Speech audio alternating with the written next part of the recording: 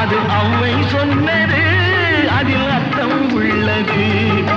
பரமசிவன் கழுத்தில் இருந்து பாம்பு கேட்டது, கருடா சௌக்கியமா?